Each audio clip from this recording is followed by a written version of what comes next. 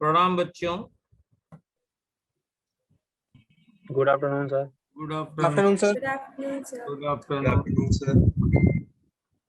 बेटा आज बड़े कम लोग हैं, 15।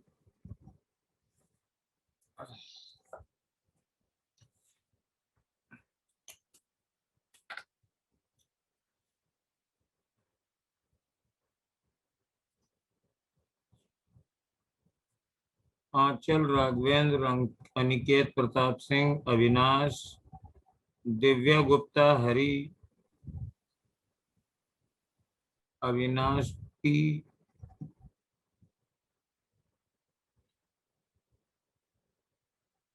अच्छा अब जोड़ रहे हैं, जब मेरी आवाज आई तब जोड़ रहे हैं। सोनम, पुष्पेश, प्रफुल्ल। चलो ये तो हम लोग देखते ही रहेंगे। बेटा ये एक एक्सरसाइज हमने आपके साथ शेयर करी थी, इसमें बहुत ज्यादा कठिन क्वेश्चन नहीं थे, बहुत ही सिंपल क्वेश्चन थे। और ये इसके लेवल 2 है। लेवल 2 के क्वेश्चन थोड़े अच्छे थे, इसको हम एक्सप्लेन कर रहे हैं आज। और लेवल 1 के वो क्वेश्चन जो आपको नहीं आए हैं वो हमसे आप पूछ लीजिए, क्योंकि लेवल 1 के क्वेश्चन काफी इजी थे, ज्यादातर वन लाइनर थे। तो यहाँ पर देखिए, ये लेवल 2 का मैं फर्स्ट क्वेश्चन ले रहा हूँ। The V-shaped wire lies in XY plane. The direction of field B at P is. तो let me zoom it out. ये क्वेश्चन है।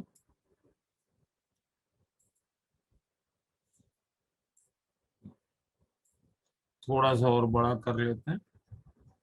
Now it will be visible to all of you. तो यहाँ पर देखो, ऐसा है ना कि ये देखने में तो बड़ा कठिन लग रहा है, लेकिन जो करना है उससे बहुत सिंपल है। हम इसको आगे बढ़ा देते हैं।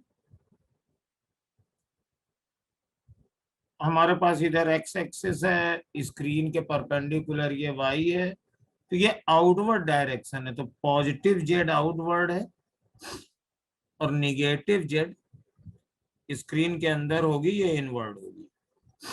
अब अगर हम पी पर इस फर्स्ट वायर की वजह से, सपोज ये वायर 1 है, मैग्नेटिक फील्ड निकालें, तो चाहे कोई भी रूल लगाओ, राइट हैंड पाम रूल लगाओ या जैसा भी चाहो, तो यहाँ पर ये आउटवर्ड डायरेक्शन में फील्ड आएगी। और अगर हम इस सेकेंड वाले वायर पे हम magnetic field due to second wire यहाँ निकालें, तो वो भी आउटवर्ड ही आ रही है। तो दोनों वायर की वजह से मैग्नेटिक फील्ड आउटवर्ड है, मतलब पॉजिटिव जेड एक्सिस के अलोंग है। And this one is my answer. हाँ, अगर इसमें हम आपसे ये पूछते कि how much is field, field की कैलकुलेशन करनी है, तो ये थोड़ी सी दिक्कत वाली बात हो जाती। जैसे मान लीजिए कि मुझे फर्स्ट वायर की वजह से यहाँ पर मैग्नेटिक फील्ड B1 है और इसको कैलकुलेट करना है, तो आप यहाँ से परपेंडिकुलर डालिए और फिर आपको ये एंगल भी पता होना चाहिए, है ना, तब ये निकल पाएगा। But as far as direction is considered, तो डायरेक्शन बहुत ही इजीली निकल आएगी। सर आई को रिजॉल्व करके नहीं कर सकते जी सर, जो करंट है वायर उसको रिजॉल्व नहीं कर सकते? नहीं, तुम्हारी आवाज बेटा क्लियर नहीं आई। रिचार्ज क्या कह रहे हो? सर उसको रिजॉल्व कर सकते हैं, जैसे साइन और कॉस के टर्म में। वायर को? यस सर, जो उसमें करंट जा रही है। अच्छा, तुम ये चाह रहे हो कि तो मतलब, क्रॉस कंपोनेंट के कारण फील्ड जी हाँ को। मैं समझ गया तुम्हारी बात। तो तुम चाहते हो कि इस तरीके से वायर को रिजॉल्व कर ले। Yes sir. तो बेटा ये रिजॉल्व करना अच्छी बात नहीं है। रिजॉल्व हम उन्हीं को कर सकते हैं जो वेक्टर हो, और तुम जानते हो कि करंट तो स्केलर होती है, तो कंपोनेंट का इसका कोई मतलब नहीं होता है। अगर तो सर ऐसे ऐसे ये रॉन्ग दो, हो जाएगा क्या? जैसे ये दो वायर आ रहा है 2 एम्पियर और यहाँ पर 3 एम्पियर, ठीक है, सपोज ऐसे जा रहा है, तो इनके बीच में चाहे 90 डिग्री का एंगल हो या कोई भी एंगल हो, और ये वायर जा रहा है तो incoming is equal to outgoing, ये 5 एम्पियर ही रहेगी। तो वेक्टर रूल्स का तो करंट फॉलो करती नहीं है, इसलिए करंट को रिजॉल्व करके माइट भी किसी क्वेश्चन में आपकी डायरेक्शन मैच कर जाए या फिर कोइंसिडेंटली आंसर मिल जाए, but that is not a proper way. और अगर क्वेश्चन बनाने वाला इस बात को ध्यान में रख के क्वेश्चन बनाएगा तो वो गलत हो जाएगा। Okay sir. अब फिर यहाँ रिजॉल्व करने की कोई जरूरत भी नहीं है। सबसे सिंपल फंडा देखो ये होता है जो हम लोग लगाते हैं लेकिन बताते नहीं है। आप इस वायर पे चढ़ जाओ, करंट की ओर मूव कर लो, तो आपके दाहिने हाथ पर मैग्नेटिक फील्ड इनवर्ड होगी और लेफ्ट हैंड पर आउटवर्ड होगी। तो यहाँ पे एक बार खड़े हो जाओ, लेफ्ट हैंड पे है आउटवर्ड होगी। यहाँ पे इधर मुंह करके खड़े हो जाओ, लेफ्ट हैंड पे है आउटवर्ड होगी। आउटवर्ड आउटवर्ड का रिजल्टेंट आउटवर्ड होगा। तो 1 मिनट में ये क्वेश्चन हो गया, इसमें रिजॉल्व करने की भी जरूरत नहीं है। चलो भाई अब नेक्स्ट क्वेश्चन लेते हैं। Current I flows along a triangular loop having sides of equal length A. The strength of magnetic field at the center of the loop is. तो ये क्वेश्चन है और इसको तुम सब लोगों ने किया होगा मुझे मालूम है, तो मैं जल्दी से बता देता हूं।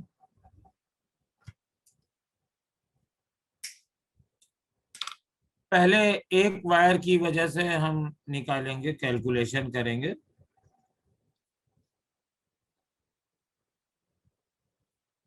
तो ये वायर का सेंटर है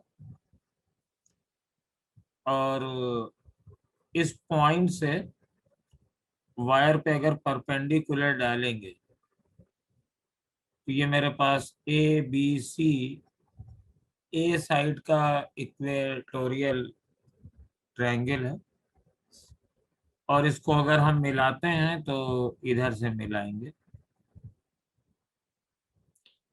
अब चूंकि ये हाईली सिमेट्रिकल है तो हमारे पास मान लो ये सेंटर ओ है, ये परपेंडिकुलर पी बना, एम बना। तो पहली बात तो A M equal to A M equal to M B, ये दोनों a/2 हो जाएंगी। ये दोनों एंगल 30-30 के हो जाएंगे, ये दोनों एंगल 60-60 के हो जाएंगे। अब ये अगर परपेंडिकुलर की लेंथ निकालनी है तो हमारे पास ये वाली साइड a/2 है, तो OM upon AM is equal to tan of 30, that means 1/√3। तो OM इज इक्वल टू, और AM है a/2, तो ये हमारे पास लेंथ आ गई OM की परपेंडिकुलर की, और ये दोनों एंगल 60-60 के भी हो जाएंगे। तो अब फार्मूला लग जाएगा finite wire μ0/4πI, perpendicular length हमारी हो गई a/2√3, और फिर sine of 60 plus sine of 60। और मैग्नेटिक फील्ड अब फिर वही, इधर करंट जा रही है, ये पॉइंट इसके लेफ्ट राइट में है, तो करंट मैग्नेटिक फील्ड हमारी यहाँ पे डाउनवर्ड डायरेक्शन में होगी। ये तो एक वायर की वजह से हुआ। अब AC और BC की वजह से, इक्वेटोरियल ट्रायंगल है, सारी साइड्स बराबर है, वही ज्योमेट्री दोबारा रिपीट हो जाएगी। तो और मैग्नेटिक फील्ड भी सबकी वजह से क्रॉस डायरेक्शन में ही आएगी, तो इसी को हम 3 से मल्टीप्लाई कर देंगे और यही हमारे पास सिंप्लीफिकेशन होगा। अब यहाँ से आप चाहें तो बहुत कुछ काट भी सकते हैं।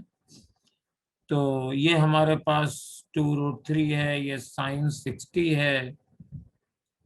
तो साइन 60 तो यहाँ पे लिखते हैं 3 μ0/4 पाई आई अपॉन ए, तो नीचे रहेगा 2√3 ऊपर चला जाएगा, और साइन 60 इंटू साइन 60, तो 2 इंटू √3/2 आ जाएगा। तो अब ये 2 से 2 कट गया, और यहां से ये 2 पाई आ गया, और √3 इंटू 3 ये 3 हो गया, तो ये 9 हो गया। तो 9 μ0I/2 पाई a, मतलब my second option is correct. I hope clear हो गया होगा।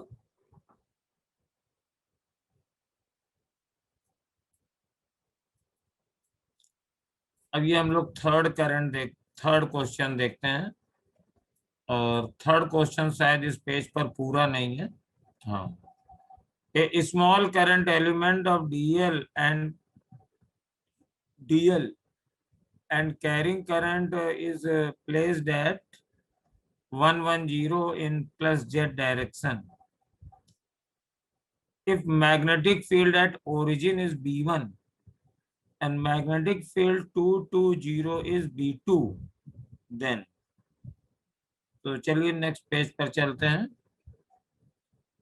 और यहाँ पे डेफिनेटली ऑप्शन दिए होंगे। B1 is equal to B2, B1 is equal to mod B1 equal to mod B2, B1 is equal to B2, B1 is equal to mod of B1 2B2, B1 is equal to -2B2। तो चलो दोबारा उसी question में चलते हैं, क्योंकि element तो यही दिया हुआ है। अब यहाँ पर ये डेफिनेटली XY प्लेन है, हमें Z डायरेक्शन की कोई जरूरत नहीं है कि Z कोऑर्डिनेट हमारे पास दोनों में 0 ही है। तो मैंने एक XY प्लेन बना लिया। अब यहाँ पे कोई पॉइंट है 110, यानी ये X कोऑर्डिनेट और Y कोऑर्डिनेट दूसरा है, दोनों का यहाँ 1 है। और इसमें जो मेरे पास करंट एलिमेंट है, करंट सपोज कर लो IDL है, और इसकी डायरेक्शन प्लस Z डायरेक्शन में है। तो अगर ये X है, ये Y है, तो करंट ये प्लस Z डायरेक्शन में है, यानी डॉट डायरेक्शन में है। मैं ऐसे भी लिख सकता हूं IDL के, बस मैं ये समझा रहा हूं, इसकी कोई जरूरत नहीं पड़ेगी। और जो मेरे पॉइंट पड़े हैं, जो मेरे पास पॉइंट है, वो देखिए और भी अच्छे हैं। यहां तो करंट एलिमेंट है, और इसमें करंट की डायरेक्शन ऊपर की ओर है, तो मैंने ये डॉट बना दिया। एक पॉइंट यहां पर है 220, और यहाँ पे मैग्नेटिक फील्ड करंट एलिमेंट की वजह से B2 है, और ओरिजिन पर इसके कोऑर्डिनेट है 0 0 0। यहाँ पर करंट एलिमेंट की वजह से मैग्नेटिक फील्ड B1 है। अब देखो यहाँ पे वायर में करंट हमारे पास परपेंडिकुलर टू स्क्रीन आउटवर्ड है, यहाँ पे B2 है, यहाँ पर B1 है। करंट एलिमेंट की वजह से मैग्नेटिक फील्ड होती है μ0/4 पाई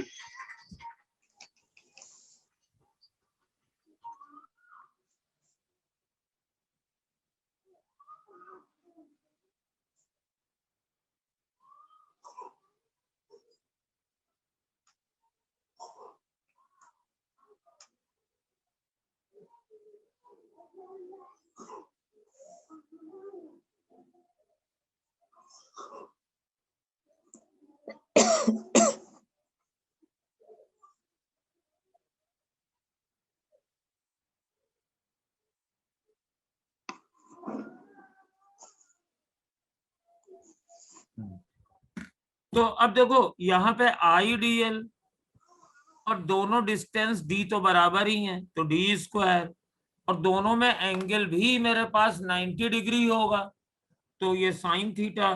तो definitely mod of B1 is equal to mod of B2 होगा। और अगर डायरेक्शन देखोगे तो क्लियर सी बात है, दोनों अपोजिट डायरेक्शन में हैं, तो इनके मैग्नीट्यूड अलग अलग होंगे। और अगर तुम चाहो तो इसको निकाल भी सकते हो आसानी से। सपोज जैसे हमें मान लो B2 निकालना है, तो म्यू नॉट अपॉन 4 पाई लिख दिया, IDL लिख दिया, वैल्यू तो दी नहीं रही है तो यही सब चलेंगे। हाँ, थीटा जरूर हम 90 डिग्री लिख देंगे। और ये डी डिस्टेंस निकाल सकते हैं, ये वाला पॉइंट 110 है और ये वाला पॉइंट 220 है। तो अगर हम आगे बढ़ेंगे तो चाहे डिस्टेंस फॉर्मूले से निकालो और चाहे जो भी निकालो, सीधी सी बात है, ये 1 है ये 1 है तो ये √2 होगा, तो √2 का स्क्वायर। और अगर डायरेक्शन निकालनी है तो हमारे पास IDL क्रॉस R करोगे तो DL से R की ओर घुमाओगे तो अब इसकी डायरेक्शन तुम लोग देख सकते हो किस तरफ होगी। हमारे पास ये जो R वेक्टर है ये इस तरफ है, तो इस डायरेक्शन में अगर हम यूनिट वेक्टर लिखें तो इस वेक्टर की डायरेक्शन है I + J अपॉन √2। और फॉर्मूला हमारे पास होता है म्यू नॉट अपॉन 4 पाई IDL क्रॉस R होता है, तो R वेक्टर ये हो जाएगा और DL वेक्टर है K डायरेक्शन में। तो अब इसमें ये डायरेक्शन भी आ जाएगी, हमारे पास इधर ये करंट है और ये वायर है, तो इसके परपेंडिकुलर इस डायरेक्शन में ये मैग्नेटिक फील्ड आ जाएगी, दैट इज B2। और सिमिलरली अगर यहाँ पे निकालोगे तो ये इस तरफ आ जाएगी B1। तो दोनों के मैग्नीट्यूड बराबर हैं लेकिन दोनों की डायरेक्शन अपोजिट है। आई होप कि ये क्लियर हो गया होगा। और अब मैं नेक्स्ट पेज पे चल रहा हूँ। नेक्स्ट पेज पे थोड़े से और भी अच्छे क्वेश्चन हैं। ये देखिए, इसको बड़ा करते हैं, ये वाला क्वेश्चन देखिए। A long straight wire carrying a current I। हाँ बोलो बेटा, जिसको बोलना हो बोल दो। सर ऊपर वाले क्वेश्चन में एक बार मैग्नेटिक फील्ड की डायरेक्शन दिखाइए। देखो, डायरेक्शन निकालने में इसको ऐसे कर सकते हैं। चलो हम पहले नेक्स्ट पेज पे आ जाएं। सर रिवर्स आ रही है जहाँ तक। यस सर, रिवर्स आएगी इसकी जो आपने बनाई। जो हमने बनाई है उसकी रिवर्स आई होगी। हाँ यस मतलब सर। नीचे वाले में नीचे की तरफ आ रही है, ऊपर वाले में ऊपर की तरफ। देखो भाई, चलो हमने अपना स्टार्ट कर दिया वीडियो भी, और मैं कैमरे के सामने हाथ रखता हूँ। हाँ राइट बेटा, आप लोग सही हो। राइट राइट, बिल्कुल सही, बिल्कुल सही बात है, आप लोग सही हो। रिवर्स आ रही है। अगर हम डायरेक्शन निकालेंगे तो ये B2 की डायरेक्शन, ये B2 हमारी इस तरफ आ रही है और B1 हमारे पास इस तरफ आ रही है। थैंक यू, बहुत ही तुम लोग शार्प माइंड हो। उल्टी आ रही है अब बेटा, सही है। Yes sir. हाँ, वो एक कहावत होता है ना कि दूसरों को उपदेश दो और खुद ना फॉलो करो। तो हुआ ये था कि तुम लोगों को तो हम समझाते हैं कि हाथ का विशेष ध्यान रखो, और हम उल्टा हाथ यूज कर गए थे। Yes you are right. अब ये वाला क्वेश्चन है, ये तुम लोगों ने किया है, जरा ये करो, फोर्थ वाला करो, मुझे जरा आंसर का रिस्पांस दो। मेरे ख्याल से अभी तुम लोगों ने क्वेश्चन किया नहीं होगा। A long straight wire carrying current I is bent at the mid point. अब ये लॉन्ग है तो ये इधर इंफिनिटी तक जाएगा, ये इधर भी इंफिनिटी तक जाएगा। मैग्नेटिक फील्ड पॉइंट P पर निकालनी है। तो देखो, ये वायर का फर्स्ट पार्ट है, ये वायर का सेकंड पार्ट है। तो due to the first part तो P पर कोई मैग्नेटिक फील्ड होनी नहीं है। मुझे ख्याल है ये सेकंड वाले पोर्शन की वजह से निकालनी है।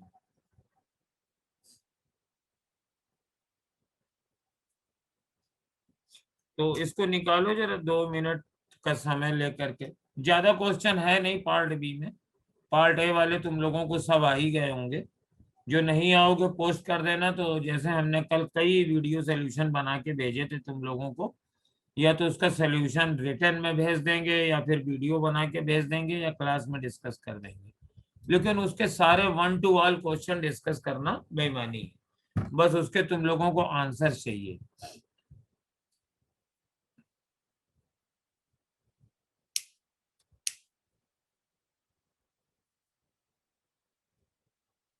बस मैं एक 1 मिनट वेट कर रहा हूं।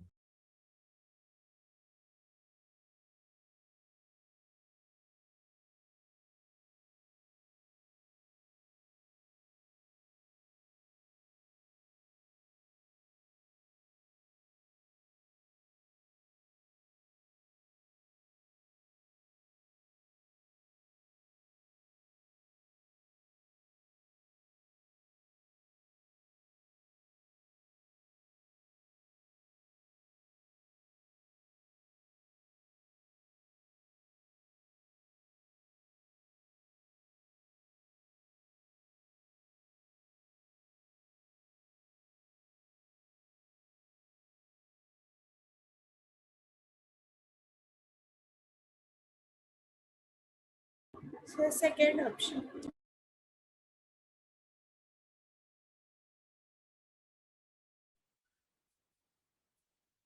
अब देखो इसको हम निकाल रहे हैं। 3 चीजें हैं। पहली बात तो इस वायर को हमने बढ़ा दिया ऐसे, और मैग्नेटिक फील्ड की डायरेक्शन तो समझ ही गए होगे किस तरफ आएगी। यहां से परपेंडिकुलर डाल दिया। अब हमें इस परपेंडिकुलर की लेंथ चाहिए, तो ये एंगल 45 डिग्री है, और ये परपेंडिकुलर पड़ा है, तो R इज हाइपोटेनियस। तो ये डिस्टेंस D बराबर हो जाएगी परपेंडिकुलर डिस्टेंस R/√2। और अब अगर हम वायर को मिलाते हैं, तो ये वायर का इनिशियल पॉइंट है ये, और अगर परपेंडिकुलर से चलेंगे तो ये एंगल 45 बनेगा, और ये 45 एंगल जो बनेगा ये मेरे पास क्लॉकवाइज बन रहा है। अगर ये पॉइंट ठीक वायर के बीच में होता और मिलाते, तो ये एंगल तुम्हारे पास एंटी क्लॉकवाइज बनना चाहिए था, लेकिन ये क्लॉकवाइज बन रहा है। और इधर मिलाएंगे तो हमारे पास ये दोनों क्लॉकवाइज बनते, ये भी क्लॉकवाइज बन रहा है। तो मेरे पास फॉर्मूला हो जाएगा μ0/4 पाई I डिवाइडेड बाई D। ये R नीचे है, √2 ऊपर आ गया। इधर 90 वाला एंगल सेम सेंस में है, तो sin 91, और ये -1/√2, sin 45 1/√2। तो μ0/4 पाई I/R, और यहां पे आ जाएगा √2 -1, और ये √2 ऊपर भी है और ये √2 नीचे भी है, तो ये से ये कट गया। तो मेरे पास ये फर्स्ट ऑप्शन आ रहा है। बेटा कौन बोल रहा था कि फर्स्ट आ रहा है? जिसका फर्स्ट था वो सही है, और सेकंड वाले का आंसर गलत है।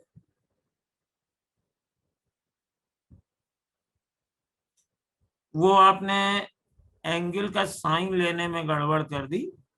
अगर पॉइंट यहां होता, मैंने बताया था कि ये जैसे पॉइंट है और हम ऐसे मिला रहे हैं, ये एंड ए है, ये एंड बी है, तो ए वाला एंगल ऐसे जा रहा है एंटी क्लॉकवाइज, बी वाला जा रहा है क्लॉकवाइज।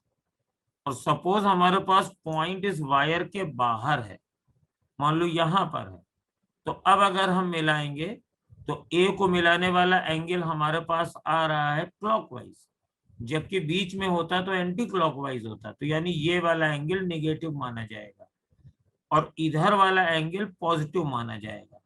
उसी तरीके से अगर इस तरफ कोई पॉइंट बाहर है तो ये परपेंडिकुलर मैंने डाला और जब मैंने इसको मिलाया तो हमारे पास एक एंगल ये बना और दूसरा एंगल ये बना। तो हमारे पास इस बार ए वाला एंगल सेम सेंस में है, वो पॉजिटिव रखा जाएगा और बी वाला बनता क्लॉकवाइज या एंटी क्लॉकवाइज है, तो बी को मिलाने इधर वाला एंगल हमारे पास निगेटिव रखा जाएगा। तो इसीलिए ये क्वेश्चन रखा था। अब इसको आगे से ध्यान रखिएगा। अब आइए question number 5। A straight current wire current element carrying current is 100 ampere as shown in figure. The magnitude of magnetic field at P, which is at a perpendicular distance √3 - 1, and ये जो परपेंडिकुलर है ये 30 degree और 60 degree पर रखे गए हैं। तो ये एंगल भी ए को मिलाने वाला एंगल ये 30 डिग्री है, तो देखो ये मेरे पास एंटी क्लॉकवाइज है, ये 60 भी क्लॉकवाइज है। तो ये टोटल क्वेश्चन इसी कॉन्सेप्ट को ध्यान में रख के ही बनाया गया है कि आप पॉजिटिव रखते हो कि निगेटिव, क्योंकि सब चीजें तो दे दी गई हैं। तो मैग्नेटिक फील्ड हो जाएगी μ0/4π। करंट हमारे पास 100 एम्पियर है, तो चलो अभी फार्मूला ही लिखते हैं, I/d जो परपेंडिकुलर डिस्टेंस होती है साइन अल्फा और प्लस साइन बीटा। अब यहाँ पे साइन कन्वेंशन ये है कि जब हम लोग ये फार्मूला डिराइव करते हैं तो पॉइंट यहाँ बीच में लेते हैं। ये परपेंडिकुलर पड़ा, ये मैंने बी को मिलाया, ये ए को मिलाया, तो परपेंडिकुलर से बी वाले रेडियस वेक्टर ये मेरे पास गया है क्लॉकवाइज और ये गया है एंटी क्लॉकवाइज। अब मैं वैल्यू रखता हूँ, μ0/4π 10⁻⁻7 हो जाएगा। आई की वैल्यू 100 एम्पियर हो जाएगी। डिस्टेंस हमें √3 - 1 दिया जाएगा। अब देखिए ये वाला एंगल 30 डिग्री है और ये 30 डिग्री का एंगल जो है जो ए को मिलाने वाला है ये हमारे पास जा रहा है क्लॉकवाइज, जबकि अगर ये पॉइंट बीच में होता तो ए को मिलाने वाला एंगल आता एंटी क्लॉकवाइज। तो यानी साइन 30 निगेटिव रखना है, तो -sin30। और बी को मिलाने वाला ये क्लॉकवाइज है और ये भी क्लॉकवाइज होता, यानी sin60 हमें पॉजिटिव रखना है। और बस इसके बाद अब खाली कैलकुलेशन बची हुई है। ये हो गया 10⁻⁻5 -7 × 100 √3 - 1। sin30 हो जाएगा 1/2 माइनस के साथ, और sin60 हो जाएगा √3/2। तो आ जाएगा 10⁻⁻5 √3 - 1 अपॉन √3 - 1।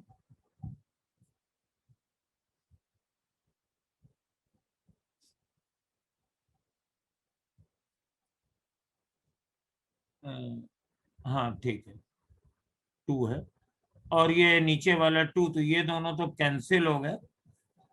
अब मेरे पास ये 10⁻⁻5 है, तो ये आंसर बहुत ही आसानी से निकल आएगा। ये 5 × 10⁻⁻6 करके आंसर आ जाएगा। Answer is 5 × 10⁻⁻6 Tesla.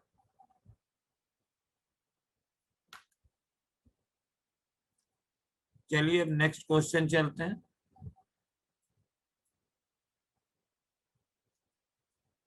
The current density J inside a long cylindrical wire of radius 12 mm is in the direction of the central axis and its magnitude varies linearly with radial distance J0 r/a from the axis according to find the magnetic field at R is equal to A by 2 in micro Tesla। तो ये Ampere's law का question है और आप ये एक long solid cylinder बना लीजिए। ये मैंने सॉलिड सिलेंडर बना लिया और मुझे यहाँ पे A बाई 2 पर निकालनी है मैग्नेटिक फील्ड। तो take an Amperian loop, formula लगाइए B इंटू 2 पाई R की वैल्यू हमारे पास A बाई 2 हो जाएगी, इक्वल टू म्यू नॉट। और बस सेम चीज बस ये निकालनी है कि इस वाले एम्पीरियन लूप से करंट कितनी फ्लो करेगी। तो इसको अगर हम टॉप से देखें तो ये मेरे पास पूरी रेडियस A थी और सेंटर से ये करंट डेंसिटी है J not R upon A। तो सपोज मीन टाइम इसको हम X कह दे रहे हैं। तो यहां से अगर मैं X डिस्टेंस पर करंट डेंसिटी लूं और इसकी थिकनेस में dx मान लूं तो यहाँ पे करंट फ्लो कितनी होगी। अब इसका ये जो एलिमेंटल एरिया बन रहा है, ये वाला एरिया लिया जाएगा 2 पाई x dx और करंट डेंसिटी हो जाएगी J not x upon A। ये मेरे पास इतने पोर्शन से जाने वाली करंट है, इसको मैं DI कहूंगा।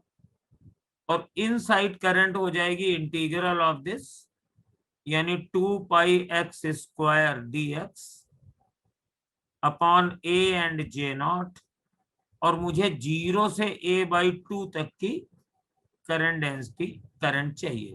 तो इसको 0 से A बाई 2 तक हम इंटीग्रेट कर देंगे और जब इसको इंटीग्रेट कर देंगे तो इंटीग्रेशन कोई कठिन नहीं है। J not 2 pi upon A सब बाहर आ जाएगा and this will be x cube by 3। और x क्यूब बाई 3 की जगह हम एक बार 0 रखेंगे, एक बाई 2 रखेंगे, तो ये मेरे पास हो जाएगा A क्यूब बाई 24। तो इनसाइड करंट हमारे पास कितनी आ जाएगी, J not 2 pi upon A और multiplied by A cube upon 24। और बस इससे ये मैग्नेटिक फील्ड की वैल्यू निकल आएगी। अब यहाँ पे A की वैल्यू मीटर में बदलो रखोगे, यानी 12 mm नहीं रखोगे, 12 इंटू 10⁻³ रखोगे तो हमारे पास ये टेस्ला में आएगी। माइक्रो टेस्ला में निकालनी है तो 10⁶ से गुणा कर देना। चलिए नेक्स्ट क्वेश्चन पे आते हैं। ये क्वेश्चन आप लोगों का डेफिनेटली मालूम होगा। Two very thin long metallic wire placed along C and Y axis carries equal currents. AB and CD are the lines with the origin at axis of O. The magnetic field will be 0 on the line. ये question कई बार आ चुका है। तो अगर मैं यहाँ A पर magnetic field निकालूंगा तो A की वजह से मैग्नेटिक फील्ड ये क्रॉस होगी और ये x एक्सिस के अलोंग वाला जो करंट है इसकी वजह से ये डॉट डायरेक्शन में होगी, तो दोनों माइनस में होंगी। तो अगर कोई ऐसा पॉइंट मिल जाएगा, ये 45 डिग्री पर है, करंट्स भी बराबर हैं, तो यहाँ पर दोनों मैग्नेटिक फील्ड का रिजल्टेंट 0 हो जाएगा। सिमिलरली इसमें भी 0 हो जाएगा। यहाँ पर x एक्सिस वाले वायर की वजह से मैग्नेटिक फील्ड क्रॉस होगी और y एक्सिस वाले की वजह से डॉट होगी। तो मेरे पास AB लाइन पर नेट मैग्नेटिक फील्ड 0 होगी। CD लाइन पर दोनों की फील्ड सेम डायरेक्शन में है, वो ऐड हो जाएंगी।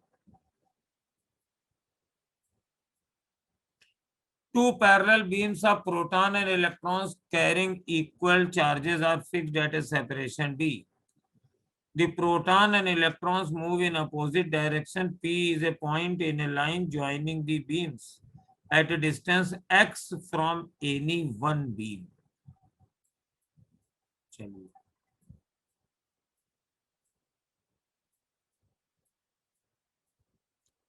magnetic field P at P is B, and B is plotted against X.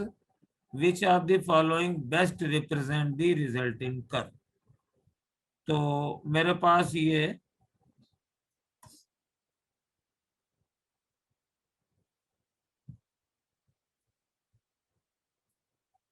Proton और इलेक्ट्रॉन बीम है, सेपरेशन डी है और अपोजिट डायरेक्शन में मूव कर रही है, ठीक है। तो मेरे पास इस तरीके से इसको करते हैं, ये लाइन है, सपोज यहाँ पे प्रोटॉन बीम है और ये इस तरफ चल रहा है, प्रोटॉन पे चार्ज ई होता है प्लस ई, तो ये करंट एलिमेंट हमारे पास बन जाएगा E इंटू वी, और जब ये इधर बनेगा तो इसकी वजह से सारे राइट हैंड डायरेक्शन में मैग्नेटिक फील्ड क्रॉस होगी और बाईं तरफ डॉट होगी। सेपरेशन डी पर एक इलेक्ट्रॉन चल रहा है लेकिन उसके चलने की डायरेक्शन उल्टी है, तो करंट एलिमेंट ईवी ही बनेगा, इलेक्ट्रॉन पे नेगेटिव चार्ज है, नीचे जा रहा है, तो मेरे पास इसका भी जो इक्विवेलेंट करंट एलिमेंट होगा वो ऊपर की ओर ही होगा। तो अब चूंकि दोनों की करंट एलिमेंट ऊपर की ओर है तो इसके लिए भी इधर वाली फील्ड डॉट होगी, इधर वाली क्रॉस होगी। अब अगर बीच में कोई हम पॉइंट लेते हैं P, तो दोनों की मैग्नेटिक फील्ड अपोजिट हो जाएगी और फॉर्मूला होता है μ0/4 IDL या IDL की जगह QV/d²। तो अगर हम मिडिल पॉइंट पर लेंगे तो इलेक्ट्रिक मैग्नेटिक फील्ड का सम हमारे पास 0 होना चाहिए क्योंकि कैंसिल हो जाएंगे। तो इसका मतलब है, सीधी सी बात है कि हमारे पास ये आंसर नहीं हो सकता। अब देखो, अगर हम बिल्कुल डी के पास वाली मैग्नेटिक फील्ड निकालेंगे तो प्रोटॉन की बीम की वजह से हमारे पास मैग्नेटिक फील्ड बहुत ही ज्यादा हाई हो जाएगी और इसकी वजह से फाइनाइट होगी, तो यहाँ पे मैग्नेटिक फील्ड इनफाइनाइट होगी और यहाँ पर भी मैग्नेटिक फील्ड इनफाइनाइट होगी। लेकिन इसकी वजह से मैग्नेटिक फील्ड हमारे पास यहाँ पे क्रॉस है, तो क्रॉस वाली फील्ड इन्फिनिटी होगी, यहाँ पे मैग्नेटिक फील्ड डॉट वाली इन्फिनिटी होगी, तो ये ऑप्शन भी नहीं हो सकता। और ये जो बना हुआ है ये लगभग कांस्टेंट मैग्नेटिक फील्ड है या एकदम से मैग्नेटिक फील्ड जो वेरी हो गई है, इसलिए ये भी नहीं हो सकता है। इसलिए बेस्ट सुटेबल आंसर हमारे पास ये है। अब यहाँ पर क्या है कि हम लोगों के पास जो फील्ड की डायरेक्शन है, इधर निगेटिव आ रही है, इधर पॉजिटिव आ रही है, तो यहाँ पॉजिटिव और निगेटिव तो कुछ बताया नहीं गया है। अगर हम मान लीजिए डॉट वाले को निगेटिव, क्रॉस वाले को पॉजिटिव मान लें तो ये हो जाएगा, या फिर अगर इलेक्ट्रॉन और प्रोटॉन की पोजीशन भी नहीं दी गई है, अगर प्रोटॉन को इधर मान लें, इलेक्ट्रॉन को इधर मान लें, तब भी यही रहेगा, तो ये बेस्ट सूटेड आंसर है। अब देखिए नेक्स्ट क्वेश्चन चलते हैं, और ये बहुत ही सिंपल सा क्वेश्चन है। What will be the resultant magnetic field, ये वाला मैं फोकस कर रहा हूं। What will be resultant magnetic field at origin due to 4 infinite length wires. ये डॉट है, ये डॉट है, ये क्रॉस है, ये क्रॉस है, और मुझे यहां पर फील्ड निकालनी है। तो ये सब इनफाइनाइट वायर हैं और each wire produces magnetic field B है, तो दैट मीन्स खाली डायरेक्शन की बात करनी है। तो अगर ये डॉट डायरेक्शन है तो मेरे पास सबकी वजह से मैग्नेटिक फील्ड निकालते हैं। सपोज ये वायर 4 की वजह से मैग्नेटिक फील्ड निकालें, तो मेरे पास करंट आउटवर्ड है और ये पॉइंट राइट साइड में है, तो ये वाली फील्ड मेरे पास इधर बनाते हैं साफ साफ, ये B4 होगी आउटवर्ड, और ये क्रॉस वाली है, तो अगर क्रॉस वाली करेंगे तो B2 भी हमारे पास अपवर्ड ही होगी, तो B4 प्लस B2।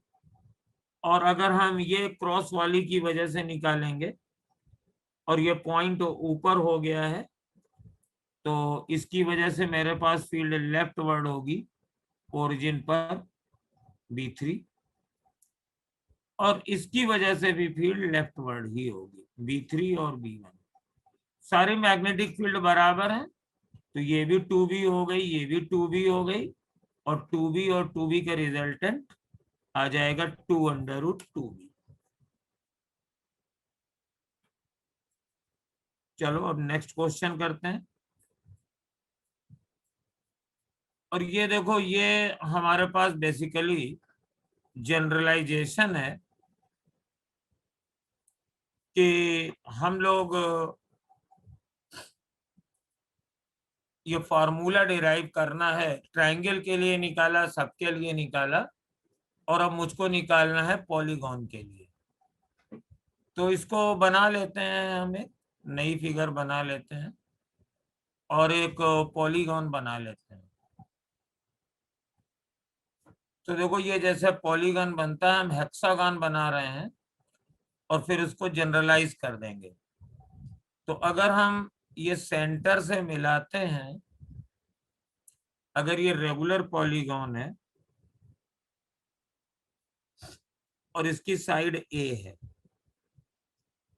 तो ये सारी डिस्टेंसेस बराबर होंगी,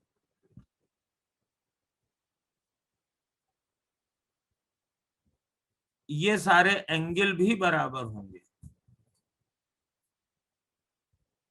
और एक एंगल हेक्सागन में होगा 360/6, और अगर ये एन साइड का पॉलीगॉन है तो इस एंगल को हम थीटा कह रहे हैं, तो थीटा बराबर हो जाएगा 2π/6 एन। अगर ये एन साइड का पॉलीगॉन है, ये हेक्सागन का बनाया है, तो ये 2π/6 है, और अगर ये एन साइड का होगा तो 2π/n होगा।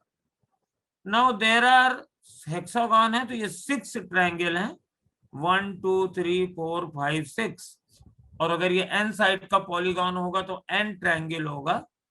और अगर हम सारे एंगल्स और इंटीरियर एंगल्स को जोड़ दें, अगर मैं ये भी जोड़ दूं, ये भी जोड़ दूं और ये भी जोड़ दूं, तो टोटल एन ट्रायंगल होंगे, तो टोटल सम हो जाएगा मेरे पास π×n।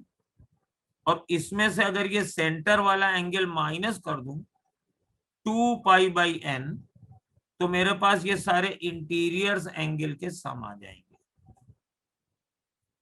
ये तो सारे इंटीरियर्स एंगल्स का सम, और अगर एक इंटीरियर एंगल निकालना है तो मेरे को n से, और ये कितने इंटीरियर एंगल्स हैं, ये n इंटीरियर एंगल है। यहां से मुझसे एक गड़बड़ हो गई है, ये n यहां नहीं होगा क्योंकि टोटल सम 2π होगा, ये सारी गड़बड़ हो गई थी। तो यहां पे भी ये एक एंगल थीटा 2πn होगा, लेकिन ये sum of all these angles will be 2π।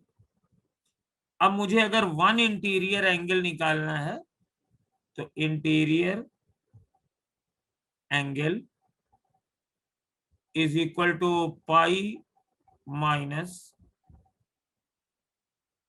2π/n। अब यहाँ पर एक साइड कंसीडर कर लो और ये सेंटर कंसीडर कर लो। ये वाली साइड मेरे पास O है और ये हमने मिलाया है, तो ये दोनों, ये वाला एंगल अल्फा मान लो, ये वाला एंगल भी अल्फा हो जाएगा। एन साइड का पॉलीगॉन था, तो 2 अल्फा बराबर हो जाएगा 2 पाई बाई एन, इसलिए alpha equal to pi by n. और इसके बाद ये वाली डिस्टेंस निकालनी है, तो ये साइड अगर ए थी तो ये साइड मेरे पास a/2 हो जाएगी। तो मैं लिखूंगा, ये डिस्टेंस मेरे को d चाहिए जो परपेंडिकुलर डिस्टेंस है, तो a/2d is equal to tan alpha. तो मेरे पास d is equal to a/2 tan alpha and that is equal to a/2 cot alpha. अब एक सेगमेंट की वजह से फील्ड आ जाएगी μ0/4 करंट I, a की वैल्यू a/2 और ये cot अल्फा आ गई, मल्टीप्लाइड बाय साइन ऑफ, ये अल्फा हम निकाल ही चुके हैं, sine of alpha plus sine of alpha, और ये एक सेगमेंट की वजह से आई, और ये अगर n साइड का है तो इसको मैं n से मल्टीप्लाई कर दूंगा, दैट इज योर आंसर। तो μ0/4 2in upon a tan alpha और मल्टीप्लाइड बाई 2 साइन अल्फा, ये मेरे पास आंसर आ गया। और अल्फा बराबर मेरे पास है 2 पाई बाई n, और 2 पाई बाई n का भी आधा, तो 2 से और डिवाइड कर देंगे, क्योंकि ये टोटल 2 पाई बाई n है, तो ये अल्फा की वैल्यू पाई बाई n यहाँ पर आएगी। तो ये मेरे पास इसका सॉल्यूशन था। और अगर हम इसमें देखेंगे तो इस क्वेश्चन में थोड़ा सा चेंज है, इसमें पॉलीगॉन की साइड ए नहीं है बल्कि रेडियस ए दी गई है। तो हमने ये जो बनाया था ये ट्रायंगल, तो हमने ये वाली साइड ए मानी थी, और ये कहते हैं ये ए नहीं है बल्कि ये रेडियस इज इक्वल टू ए है। तो चलिए, अगर रेडियस है तो रेडियस और ए में क्या रिलेशन है, ये वाला एंगल मेरा अल्फा निकला ही था, तो अगर हम इसको निकालते हैं तो मेरे पास साइन अल्फा की वैल्यू हो जाएगी, साइन अल्फा की वैल्यू हो जाएगी a/2r।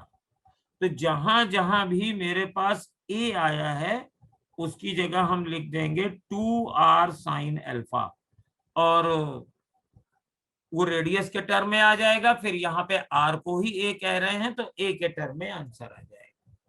ये मेरे पास इस क्वेश्चन का ये सॉल्यूशन था। और इस क्वेश्चन को दोनों फॉर्मेट में याद कर लेना, इस रेडियस r के टर्म में भी और ये साइड a के टर्म में भी। तो आपको अगर ऑब्जेक्टिव आएगा तो इसमें आपको रहेगा। सर, अब हाँ स्क्रीन लगा दीजिए एक बार। हाँ, सर वो इसके पहले वाली स्क्रीन लगा दीजिए, स्क्रीनशॉट ले लें। ये तो बेटा वीडियो भी आ जाता है ना। सर वीडियो तो सर समय से नहीं आता, लेट आता है काफी। लेट आता है। Yes sir. ठीक है, वीडियो को लेट आने दो, इसका सोल्यूशन आज हम व्हाट्सएप कर देंगे तुम लोगों को। सर हो जाएगा, अब ले लिया सर स्क्रीनशॉट उसको। तो तुम लोग ये नहीं कह सकते हो कि हम जो कहते हैं वो करते नहीं है, क्योंकि तुरंत तो सर आप करते हैं। तुम लोगों के आंसर हम तुरंत रिप्लाई कर देते हैं अगर जग रहे होते हैं तो।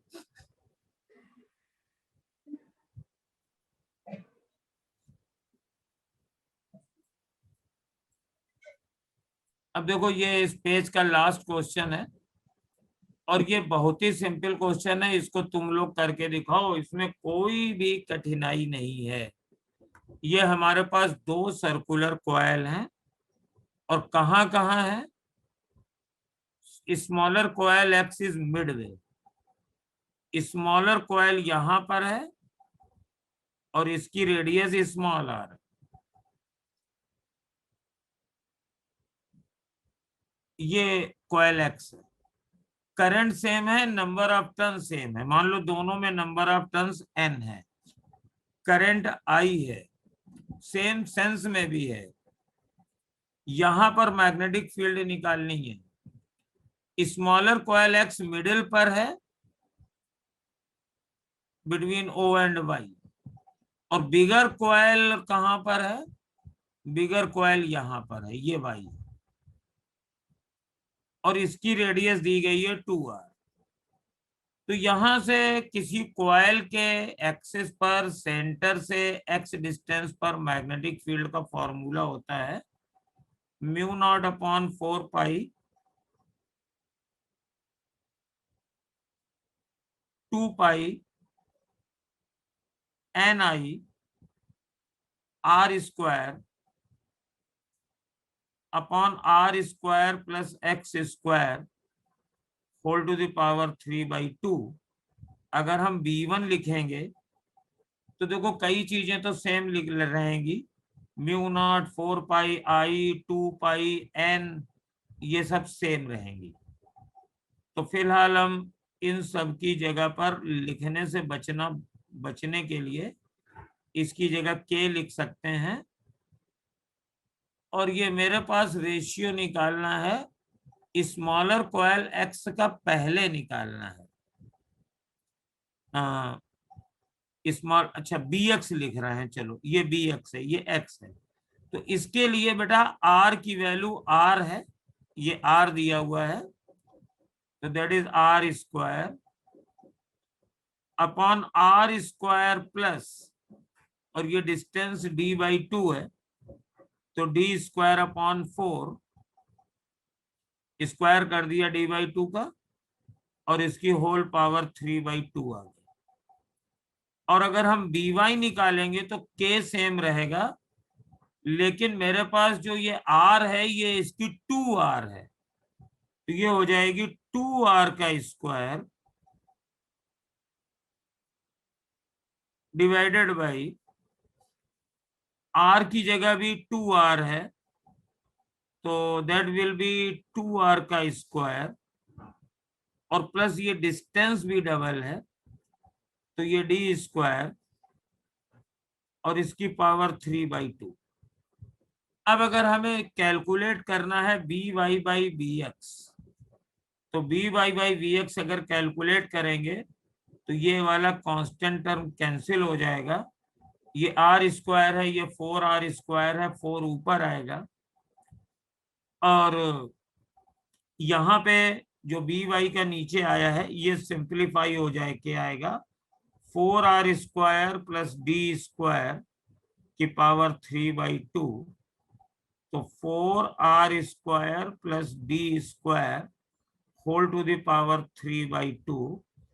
और ये जो BY है ये है मेरे पास, इसको अगर सिंप्लीफाई करेंगे तो ये आ जाएगा 4R square plus D square by 4 की पावर 3/2। तो अगर हम इसको ऊपर रख देते हैं इस पूरे को, तो मेरे पास ये 4R स्क्वायर D स्क्वायर की पावर 3/2 ये इससे कट जाएगा, और नीचे 4 की पावर 3/2 नीचे आ जाएगा, तो BY बाई BX बराबर आ जाएगा 4 अपॉन 4 टू द पावर 3/2, तो ये आ जाएगा 4 अपॉन 2 का क्यूब यानी 8। तो ये आंसर आ रहा है 1/2 आंसर आ रहा है। मैंने क्वेश्चन करने का तरीका बता दिया है, माइट बी कैलकुलेशन में गलती हो जाए तो उसको देख लेना, बट तरीका मैंने बता दिया है। ये इस हिसाब से थर्ड वाला आंसर होना चाहिए। अब देखो ये क्वेश्चन जो है ये हमसे ऑफलाइन में लोगों ने काफी देर तक एक्सप्लेन कराया था, तो इसको तुम लोग देख लो कि ये क्वेश्चन तुम लोग कर पाओगे कि नहीं कर पाओगे। 12th वाला देख लो, अभी किए तो नहीं है मुझे मालूम है, क्योंकि साथ में मॉडर्न भी चल रही है और सब्जेक्ट भी चल रहे हैं, इतने सारे टेस्ट में भी इन्वॉल्वमेंट है, तो आप लोग कर तो नहीं पाओगे। तो पहले वाले लेवल के हो जाएंगे, सेकंड वाले के हम एक्सप्लेन कर दे रहे हैं, ये थोड़े से अच्छे क्वेश्चन थे।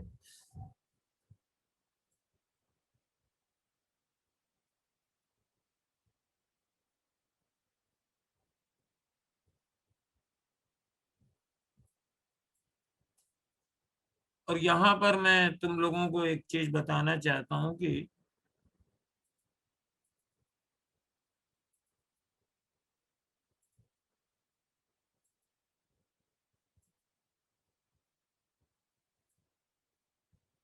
ये जो 4 आंसर हैं ये क्वेश्चन नंबर 13 के हैं, और क्वेश्चन नंबर 12 के 2 आंसर 10, सेकंड ये और थर्ड ये और फोर्थ ये है। तो मतलब ये इस क्वेश्चन 12 के आंसर हैं और ये क्वेश्चन नंबर 13 के आंसर ये है। चलिए, सर पॉइंट ए कहाँ है? 13th में कर रहे हो कि 12th में कर रहे हो? पहले 12th वाला करो। Sir figure shows the cross sectional view of long hollow cylinder. तो ये हॉलो सिलेंडर है इस तरीके से, और ये पीछे इनफाइनाइट लेंथ तक फैला हुआ है। इंटरनल रेडियस आर है, आउटर रेडियस 2r है। Carrying uniformly distributed current along the axis. The magnetic field at the point P at a distance 3r/2 from the axis of the cylinder, ये distance है। तो इसमें सीधे एक line में Gauss law लगाना है, B इंटू 2 और रेडियस है 3r/2, that is equal to mu naught. अब इनसाइड करंट कितनी होगी? इनसाइड करंट अगर हम इसको बनाएं तो अंदर तो करंट है नहीं, यहां से यहां तक आर है, और ये हमारे पास एम्पीरियल लूप बना है क्योंकि मैं 3r/2 पर चाहता हूं कि मैग्नेटिक फील्ड निकले। तो मुझे मतलब इतनी करंट कैलकुलेट करनी है। सर ये आर हो जाएगी ना, पाई आर स्क्वायर में करंट देखनी है ना? हाँ, तो हमारे पास इसको ऐसे निकलेंगे कि जो करंट आई है वो कितने एरिया से फ्लो कर रही है। तो करंट आई फ्लो कर रही है pi pi 2r² minus R square. 2r² minus pi R square, और ये एरिया हो जाएगा 3πr²। और मुझे करंट इस शेडेड एरिया से निकालनी है, तो मेरे पास आई डैश वो करंट होगी जो पाई इंटू 3/2r का square minus pi R square के बीच में है। तो ये पाई आर स्क्वायर फिर कॉमन हो गया, 9/4 माइनस 1 हो गया। तो ये हो जाएगा पाई आर स्क्वायर इंटू 5/4। अब इसमें आप यूनिटरी मेथड लगा लीजिए कि इसको I/3πr² से डिवाइड कर दीजिए। तो मेरे पास पाई आर स्क्वायर कट जाएगा, आ जाएगा 5I/12। अब सीधे फॉर्मूला लगा देंगे, यहां पर इनसाइड करंट हो गई 5I/12। अब ये देखो क्या बनता है, मेरे पास ये 2 से 2 तो कट जाएगा, तो B बराबर आ जाएगा 5μ0I डिवाइडेड बाई,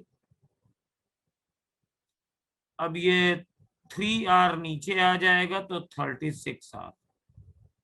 तो 36, ये पाई भी आ जाएगा, ये r भी आ जाएगा, और ये मेरे पास ये आंसर ये फोर्थ वाला आ रहा है। Now this last one, and this is very very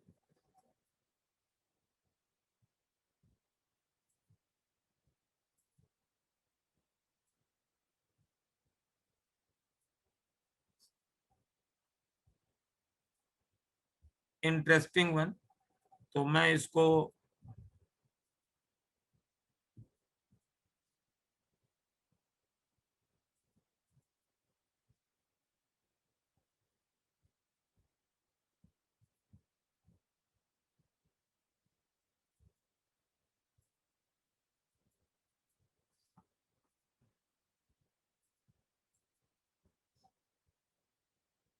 चलिए इस वाले क्वेश्चन को मैं दोबारा इसको करता हूं। पहले इस क्वेश्चन को समझ लीजिए और इसको नोट अगर करना है तो कर लो, नहीं तो मैं ये सारे एनोटेशन को हम लोग मिटाने जा रहे हैं।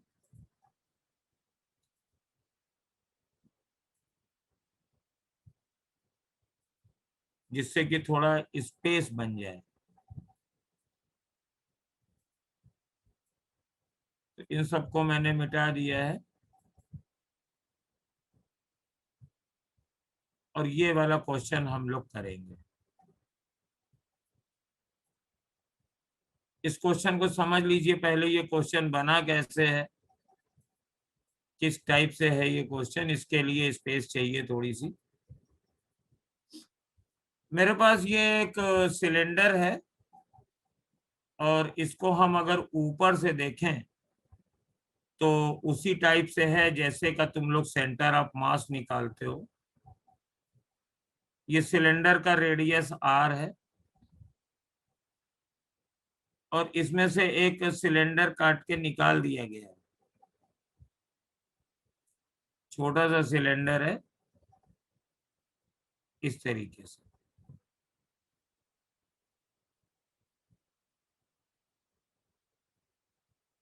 तो बचा है खाली ये पोर्शन और इस पोर्शन से ये करंट ऊपर की ओर जा रही है आई। अब हमें यहां पे भी फील्ड निकालनी है, यहां पे भी फील्ड निकालनी है। तो एक पॉइंट तो टोटल बड़े वाले सिलेंडर की एक्सिस पर है और दूसरा वाला पॉइंट इस वाली सिलेंडर की एक्सिस पर है। अब हम इसको एम्पीरियन लूप से भी कर सकते हैं और बेस्ट होगा कि हम रिजल्ट यूज करें कि अगर हमारे पास कोई सिलेंडर है, सॉलिड सिलेंडर है, तो इसके इंटरनल पॉइंट पर फील्ड होती है B is equal to mu naught upon 4 pi two IR, याद नहीं होगा, B into 2 pi R is equal to mu naught, और एरिया कितना होगा I upon pi capital R square into pi small r square. तो ये पाई pi cancel हो जाएगा, एक R से ये R कट जाएगा और नीचे ये 2 पाई आएगा और जब इसको 4 पाई करेंगे तो ये 2 आ जाएगा। तो 2IR अपॉन R स्क्वायर। और बाहर वाले पे कोई दिक्कत ही नहीं है, वो वही होता है mu naught upon 4 pi I upon R। तो हम मानेंगे कि एक ये पूरा सिलेंडर है और इसमें से करंट ये ऊपर की ओर जा रही है I, और ये जो कटा हुआ सिलेंडर है ये दूसरा है और इसमें से करंट जा रही है, इससे I1 जा रही है और इससे I2 जा रही है। अब हमें इसको एक ढंग से एडजस्ट करना है कि यहाँ पे कोई करंट ना हो। तो पहले तो देख लो ये कितने एरिया से करंट आई जा रही है। ये वाला एरिया है, पूरे सर्किल का एरिया है हमारे पास पाई R स्क्वायर, और ये छोटे वाले सर्किल का एरिया है पाई R स्क्वायर बाई 4। तो ये आ जाएगा 3 पाई R स्क्वायर बाई 4 और इतने एरिया से करंट आई जा रही है। तो अब बताओ इस बड़े वाले से करंट I1 कितनी माने उसी रेशियो में। तो बड़ा वाला एरिया है पाई आर स्क्वायर, तो अगर 3πr² से आई जा रही है तो पाई आर स्क्वायर से कितनी जाएगी, पाई आर स्क्वायर से जाएगी 4I/3। तो I1 बराबर हमने मान लिया 4I/3 और इसकी डायरेक्शन अपवर्ड है। ये पूरे में मान लिया हमने इतनी करंट आगे है, तो जाहिर है कि ये पूरे में से अगर हम 4I/3 मानेंगे तो ये जो बचा हुआ एरिया है उससे अभी भी आई करंट ही जाएगी, और इससे भी आई जा रही है। तो इससे कितनी जा रही है, इससे करंट सिर्फ I/3 जा रही होगी, क्योंकि ये वाला एरिया πr²/4 है, तो यहां से I/3 जा रही है। तो अगर यहां से I/3 जा रही है और हमें तो यहाँ 0 करना है, तो I2 की वैल्यू हम मान लेंगे -I/3, यानी ये नीचे की ओर जा रही है। तो ये सिस्टम जिसमें पूरा सॉलिड सिलेंडर में करंट 4I/3 अपवर्ड है, और दूसरी केविटी वाला सिलेंडर जिसमें करंट -I/3 नीचे है अपोजिट डायरेक्शन में, तो that is equivalent to this system, क्योंकि इसमें अगर सुपरपोजिशन करेंगे तो I/3 ऊपर -I/3 नीचे, इसमें 0 हो जाएगा और बचे हुए में करंट I की वैल्यू बराबर आ जाएगी। और अब कुछ नहीं करना है। अब जैसे मुझे पॉइंट ए पर मैग्नेटिक फील्ड निकालनी है, तो ये बड़े वाले सिलेंडर की एक्सिस पर है और अंदर वाले पॉइंट पर मैग्नेटिक फील्ड ये होता है। तो हम किसी भी जगह पर जैसे ए पर निकालना है तो B due to big cylinder और plus B due to small cylinder, हम दोनों की वजह से मानेंगे। तो बिग सिलेंडर की वजह से मैग्नेटिक फील्ड 0, क्योंकि ये वाला पॉइंट उसकी एक्सिस पर ही है। तो अगर बड़े सिलेंडर की एक्सिस से ए की डिस्टेंस निकालेंगे तो दैट इज 0, और ये स्मॉल सिलेंडर की एक्सिस से R/2 डिस्टेंस पर है, और साथ में ऑफ कोर्स करंट माइनस में है, तो वैल्यू हो जाएगी μ0/4π। अब यहाँ पे इस छोटे सिलेंडर की रेडियस तो R/2 है, तो R/2 का स्क्वायर इंटू 2। करंट मेरे पास I/3 है इसमें, और स्मॉल r की वैल्यू भी R/2 ही है। तो ये हमारे पास आ जाएगा μ0/4π और 2I/3, और एक R/2 कट गया तो 2 ऊपर आ जाएगा, R नीचे आ जाएगा। तो अब यहां से 2 से 2 ये 4 भी कट गया, आंसर आ रहा है μ0I/3πr। अब अगर हम B पर मैग्नेटिक फील्ड निकालने की कोशिश करेंगे तो यहां पर सिर्फ बड़े वाले सिलेंडर से कारण मैग्नेटिक फील्ड होगी, और ये पॉइंट छोटे सिलेंडर की एक्सिस पर है। तो बड़े वाले की वजह से कितनी हो जाएगी, μ0/4π इंटू 2, इससे करंट थी 4I/3 इंटू डिस्टेंस, ये अभी भी R/2 ही है, लेकिन नीचे मेरे पास R² है और छोटे सिलेंडर की एक्सिस पर है, तो उसकी वजह से मैग्नेटिक फील्ड 0। तो ये मेरे पास आंसर आएगा। ये मैग्नेटिक फील्ड आ रही है ए पर और ये मैग्नेटिक फील्ड आ रही है बी पर। दोनों को आप कंपेयर करके निकाल लीजिए, and that is my assignment. अब हम लोग आगे चलेंगे 1 मिनट ब्रेक के बाद,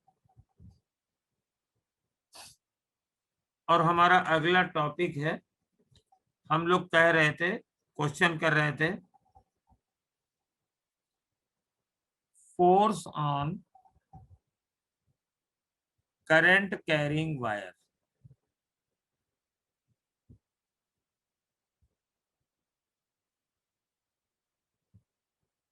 और इसका फॉर्मूला भी निकाल लिया था, F बराबर IL×B या IBL sin थीटा और इसके कई एप्लीकेशन भी हमने देखे थे कि वायर सीधा हो, तिरछा हो, और अगर यूनिफॉर्म मैग्नेटिक फील्ड हो किसी भी तरीके से हो। तो पहले हम लोग एक बहुत ही सिंपल प्रॉब्लम लेते हैं। सपोज ये एक इनफाइनाइट स्ट्रेट वायर है आई, इसमें से करंट जा रही है, और इसके सामने ये एक दूसरा फाइनाइट वायर है, इससे आर डिस्टेंस पर है और इसकी लंबाई एल है, और इसमें भी करंट I2 जा रही है। तो हमें निकालना है फोर्स पर यूनिट वायर।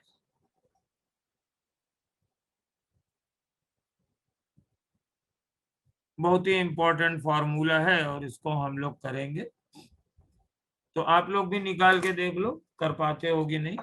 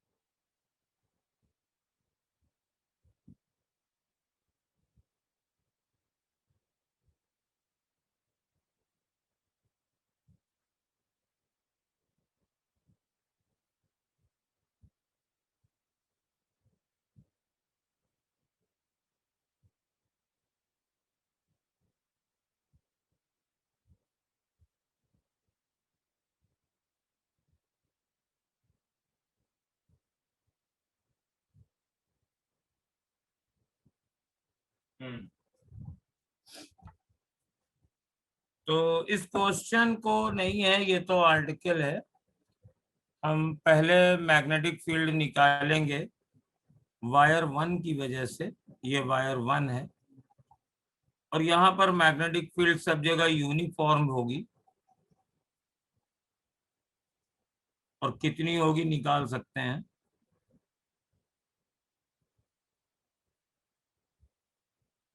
ये हो जाएगी B1 is equal to mu naught upon 4 pi 2I1/R, और डायरेक्शन इसकी इनवर्ड होगी।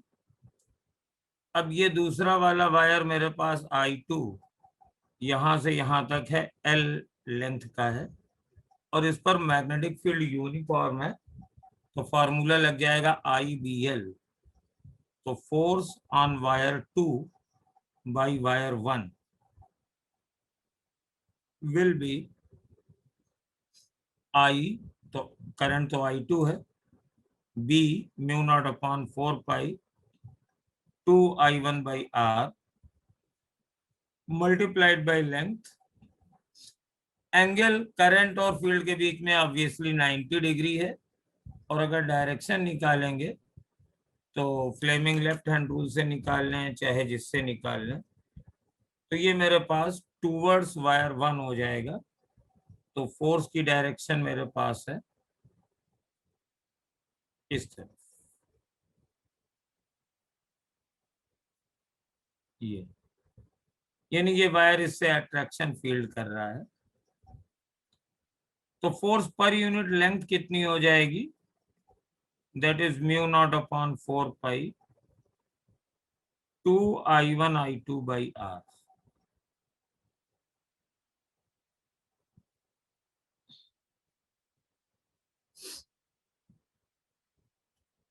अब अगर हम उल्टा चलें तो भी यही आएगा। फिर हम वायर 2 की वजह से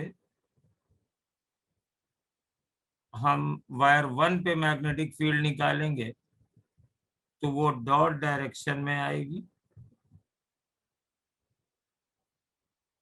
लेकिन यहाँ पर एक थ्योरेटिकल लोचा ये है कि ये वायर तो मेरे पास फाइनाइट लेंथ का है, ये वायर तो मेरे पास फाइनाइट लेंथ का है, तो इस वायर पर मैग्नेटिक फील्ड इस पोजीशन पर यूनिफॉर्म नहीं होगी, क्योंकि फाइनाइट वायर की वजह से मैग्नेटिक फील्ड होती है mu naught upon 4 pi I/R और sine alpha plus sine beta. तो डिफरेंट लोकेशंस की वजह से यहाँ पर जो भी हम मैग्नेटिक फील्ड कैलकुलेट करेंगे डिफरेंट पोजीशन पर डिफरेंट आएंगी। Then I have to take a small segment और उस पर फोर्स निकाल करके हम लोग इंटीग्रेट करेंगे, then we will get answer. But Newton's law हमको एक बहुत ही सुविधा देता है। न्यूटन्स थर्ड लॉ से जितना फोर्स फर्स्ट वायर ने सेकंड पर अप्लाई किया है उतना ही फोर्स सेकंड वायर भी फर्स्ट पर अप्लाई करेगा। और डायरेक्शन तो आप कंफर्म कर ही सकते हो, मैग्नेटिक फील्ड आउटवर्ड है, करंट ऊपर है, तो इस पर मैग्नेटिक फील्ड ये इस पर जो फोर्स की डायरेक्शन होगी वो टुवर्ड्स वायर 2 होगी, यानी दोनों में अट्रैक्शन होगा। तो हालांकि इस पर फोर्स निकालने का तरीका दूसरा हो जाएगा, लेकिन अगर हम इंटीग्रेट करेंगे -∞ to +∞, I will get the same force on wire 1 also and same force per unit length also. अगर ये दोनों वायर इनफाइनाइट होते तो ये फॉर्मूला हम लगा सकते हैं। एक वायर की वजह से मैग्नेटिक फील्ड निकालेंगे, उसके स्मॉल पोर्शन पर फिर निकाल के फोर्स पर यूनिट लेंथ निकाल देंगे, और चूंकि इनफाइनाइट सिमेट्री है तो everywhere this force and magnetic field will be same.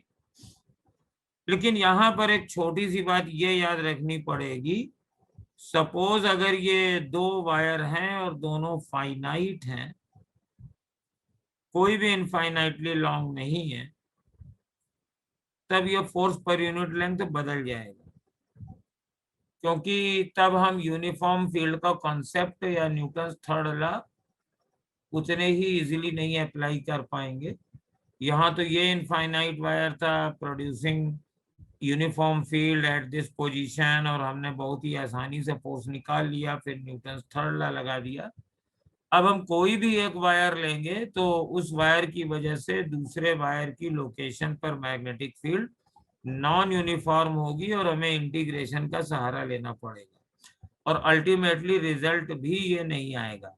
तो ये जो फोर्स पर यूनिट वायर का फॉर्मूला हम लोग फ्रीक्वेंटली याद करते हैं, उस फॉर्मूले को लगाने के लिए हम लोगों के पास जरूरी है कि at least one wire infinite length का हो, otherwise this formula is not valid. Second point इसमें यह है कि ये जो डायरेक्शन वाली बात है ये हमेशा सही है। अगर दो वायर्स हैं और सेम डायरेक्शन में करंट है तो दे विल अट्रैक्ट, अगर अपोजिट डायरेक्शन में करंट है तो दे विल रिपेल। और इस पर कई छोटे छोटे क्वेश्चन बन भी जाते हैं। अगर ये दो वायर हैं, इनको मैंने फिक्स कर दिया, एंड पर फिक्स कर दिया, करंट सेम डायरेक्शन में करी, तो they will bend like this because of attraction force. और अगर इन दो वायर को एंड पॉइंट्स पर मैंने फिक्स कर दिया और अपोजिट डायरेक्शन में करंट बनाई, तो वो एक्सपेंड कर जाएंगे, इनकी शेप ये हो जाएगी बिकॉज ऑफ रिपल्सिव फोर्स।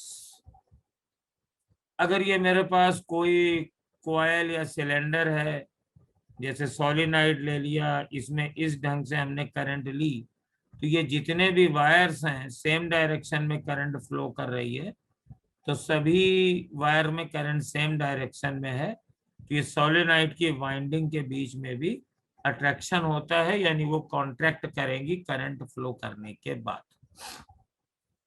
ये इसके मेन मतलब पैरेलल वायर्स के बीच में फोर्स का ये फॉर्मूला था।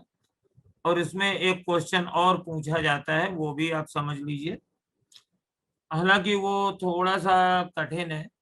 ये मान लीजिए ये वायर है, इनफाइनाइट लेंथ का करंट आई है, और यहाँ पे मैंने कोई दूसरा वायर रख दिया इस तरीके से, और पहले वायर से इसकी ये वाली डिस्टेंस मान लीजिए a है, और इस वायर की लेंथ मेरे पास l है। और अब हमसे ये पूछा जाएगा कि इस सेकेंड वायर पर फोर्स, इसमें ये करंट I2 जा रही है, इसमें करंट I1 जा रही है, force on second wire due to one. पहला तो ये पूछा जा सकता है, दूसरे नंबर पे डायरेक्शन पूछी जा सकती है, तीसरे नंबर पे पूछा जा सकता है कि ये जो वायर 2 है इस पे खाली फोर्स लगेगा या टॉर्क भी लगेगा, या दोनों लगेंगे या कोई नहीं लगेगा। और चौथे नंबर पे इसके बारे में पूछा जाता है कि वायर सिर्फ ये ट्रांसलेट करेगा या रोटेट करेगा या दोनों करेगा या कोई नहीं करेगा। तो इसको मैं निकालने की कोशिश करता हूं। वायर की लेंथ L है और थोड़ी सी नीट फिगर बनाता हूं। ये मैंने वायर बनाया, करंट इसमें से I2 जा रही है, और मैंने यहां इस वायर से x डिस्टेंस पर एक छोटा सा एलिमेंट इसका dx लिया। अब यहां पर ये x डिस्टेंस है, तो magnetic field at x, magnetic field at x due to wire 1, P infinite wire है तो B is equal to mu naught upon 4 pi 2I1 by x. और क्लियर है कि अगर हम मैग्नेटिक फील्ड निकालेंगे तो यहाँ पर मैग्नेटिक फील्ड मैक्सिमम होगी और धीरे धीरे ये इंटेंसिटी इसकी कम होती जाएगी बिकॉज एक्स इज इंक्रीजिंग। अब यहाँ पे अगर ये फोर्स निकालेंगे, सपोज ये डीएफ फोर्स है, तो ये डीएफ फोर्स हो जाएगा मेरे पास I, तो इसमें करंट हमने I2 मानी थी, I2। B की वैल्यू यही वाली लेंगे जो इस पोजीशन पर है, mu naught upon 4 pi 2I1 by x, length इसकी dx लेंगे और डायरेक्शन अगर निकालेंगे तो वही राइट हैंड पाम रूल लगा दीजिए। हमारे पास मैग्नेटिक फील्ड इनवर्ड है और वायर में करंट हमारे पास राइट हैंड साइड में है, तो it will feel a force of upward direction.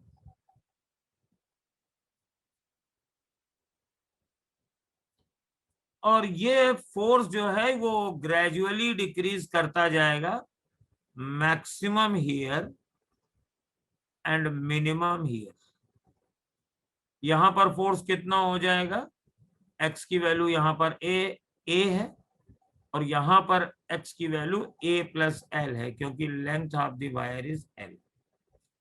अगर हमें टोटल फोर्स निकालना है तो आई हैव टू इंटीग्रेट, तो mu naught upon 4 pi 2I1 I2 upon x dx, integrate from a to a plus l, तो ये आ जाएगा mu naught upon 4 pi 2I1 I2 और dx upon x ln x होता है और ये हो जाएगा ln a plus l by l।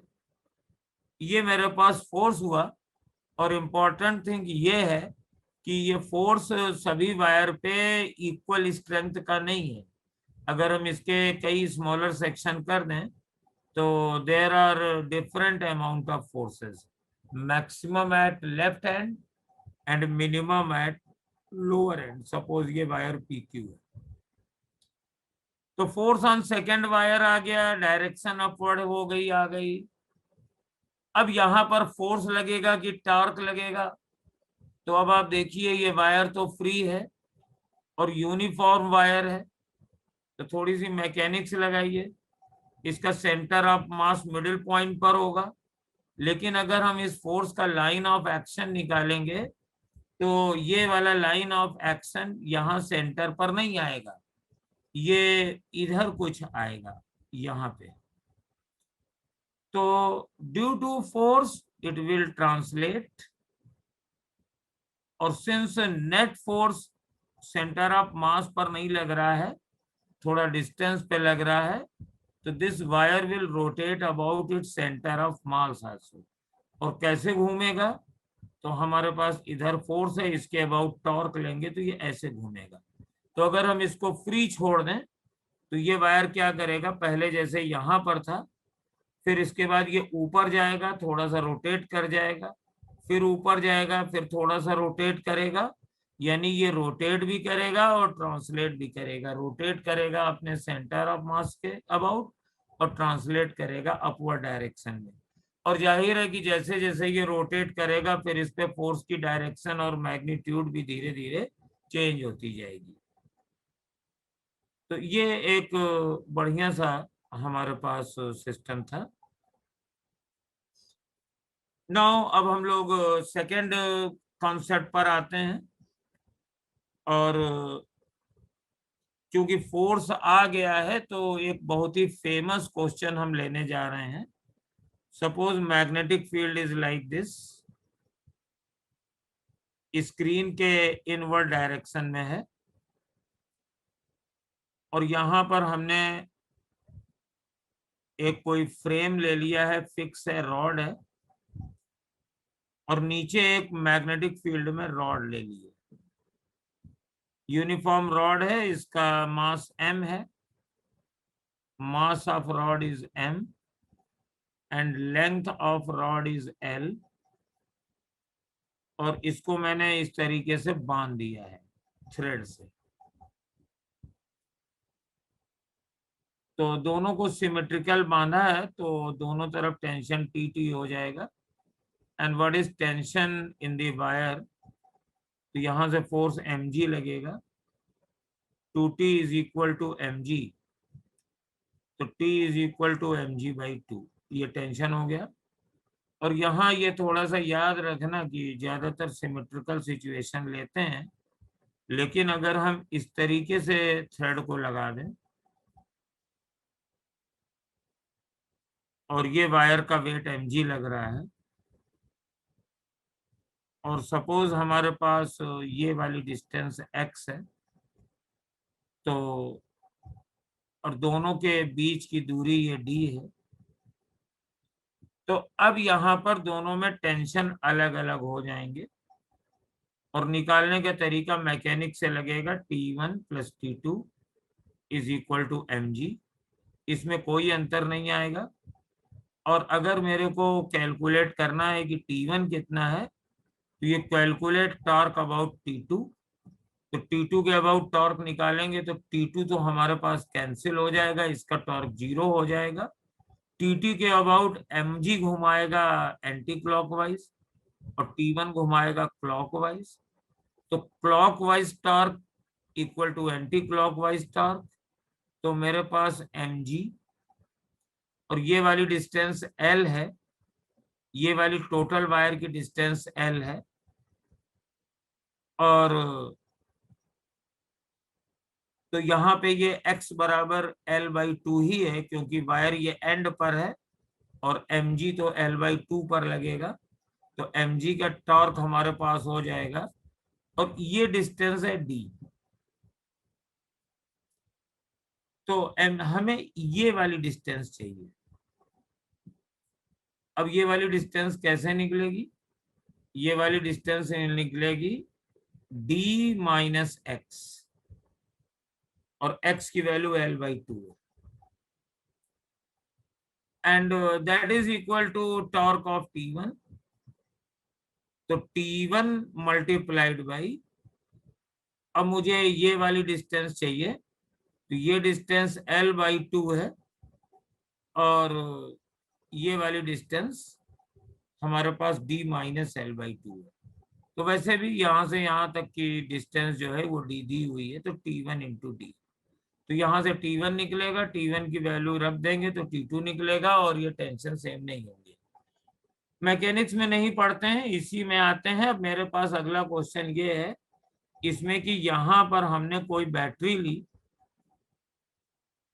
और यहाँ से हम इन दोनों के बीच में पोटेंशियल डिफरेंस लगाना चाहते हैं, और सपोज ये पोटेंशियल डिफरेंस लगाया और इसकी वजह से करंट आई इस डायरेक्शन में आई।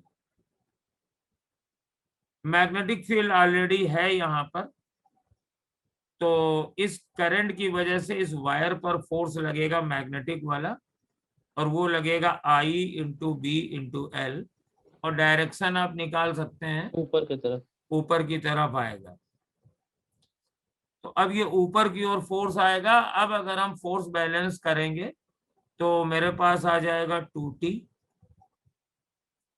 + IBL इक्वल टू mg, तो मेरे पास टेंशन हो जाएगा mg - IBL डिवाइडेड बाई 2। और अब तुमसे पूछेगा कि करंट को कितनी हम पास करें कि टेंशन 0 हो जाए, तो टेंशन को 0 रख दो, तो mg - IBL इक्वल टू 0, तो I इज इक्वल टू हो जाएगा mg/dl। इतनी करंट पास करनी चाहिए और राइट डायरेक्शन में पार करनी चाहिए। सपोज तुमने करंट को उल्टी डायरेक्शन में फ्लो करा दिया तो IBL फोर्स भी नीचे लगेगा, और उस केस में 2T बराबर mg + IBL हो जाएगा, और in that case tension will increase. तो दोनों सिचुएशन में क्वेश्चन बन सकते हैं। नंबर 1, कितना करंट भेजें कि टेंशन 0 हो जाए, ये बड़ा ही पॉपुलर क्वेश्चन है। और दूसरा क्वेश्चन ये बन सकता है कि सपोज ये जो मेरे वायर हैं उनकी ब्रेकिंग स्ट्रेंथ F0 है, यानी अगर टेंशन एफ नॉट से ज्यादा होगा तो ये वायर ब्रेक कर जाएंगे। तो मैक्सिमम कितनी करंट हम अपोजिट डायरेक्शन में फ्लो करा सकते हैं, तब मेरे पास इक्वेशन बनेगा mg plus IBL is equal to 2T, और मैक्सिमम टेंशन F0 हो सकता है, तो मैक्सिमम करंट की वैल्यू हो जाएगी 2F0 minus mg upon BL। तो ये दोनों ही सिंपल एप्लीकेशन थे। Now I will collect third example. ये भी बहुत फेमस है और ये भी आपको बहुत ही ज्यादा कराया जाता है। एक हम लोग इंक्लाइंड प्लेन ले लेते हैं इस तरीके से, ये एंगल थीटा है और यहाँ पे एक वायर रख दिया गया। इस वायर का मास mg नीचे लगेगा, नॉर्मल रिएक्शन इस तरीके से लगेगा, और इस रीजन में एक magnetic field vertical upward direction में है।